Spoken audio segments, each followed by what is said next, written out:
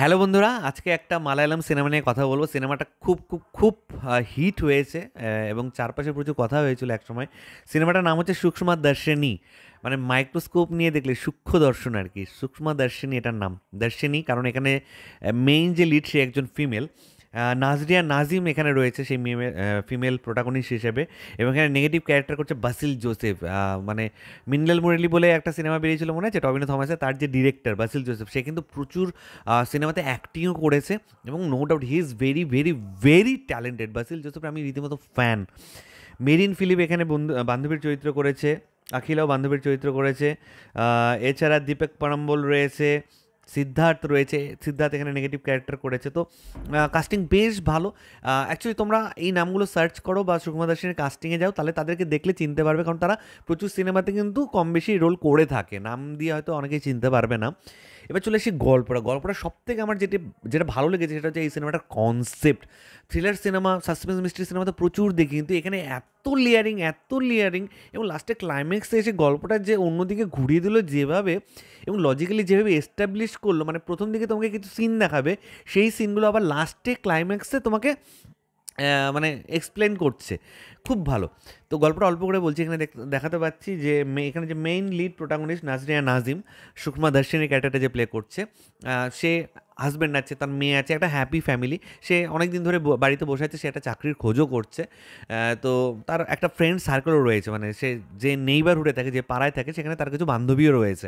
এবার তাদের পাশের বাড়িতেই সে মানে যখন রান্না করতে করতে জানলা দিয়ে দেখতে পারে যে তাদের উল্টো পাশেই এই বাড়িতে নতুন লোক এসছে, একটা ছেলে এবং তার মা এসছে।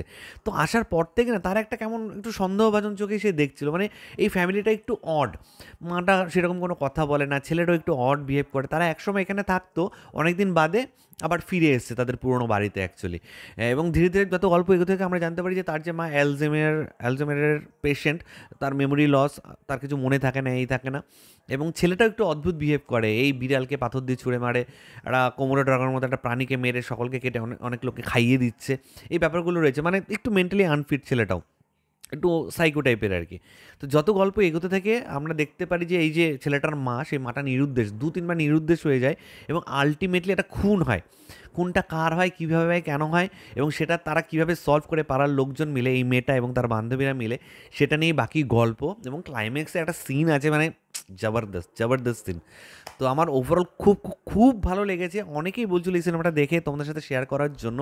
এবং যে লেয়ারগুলো ধীরে ধীরে তোমাকে আনফোল্ড করছে না, এত ভালোভাবে, একটা জায়গা তোমাকে বোর করবে না, একটা সিঙ্গেল পয়েন্ট নেই যে তুমি বোর ফিল হবে। এবং দেখতে দেখতে মালায়ালাম সিনেমাগুলো এত ন্যাচারাল বানায়, এত মেকিংটা ভালো এদের, মনে হচ্ছে যেন আমিও সেই পাড়াতেই থাকি, আমাকে ট্রান্সপোর্ট করে ওদের দুনিয়াতে নিয়ে চলে আসছিলো। এবং পারফরমেন্সের কথা যে বলি, নাজরিয়া নাজিম, তার চোখের ভাষা, তার বডি ল্যাঙ্গুয়েজ, কথা, ডায়লগ থ্রোয়িং সুপারব। এবং বাসিল জোসেফকে নিয়ে আমি নতুন করে কিছু বলতে চাই না। যারা বাসিল জোসেফকে নামে চিনতে পারছো তারা জানো যে how much talented actor director he is basil Joseph. তোমরা প্লিজ সুষমা দাসের সিনেমাটা দেখো, এখন হিন্দিটা ভার্সনে অ্যাভেলেবেল হয়ে গেছে।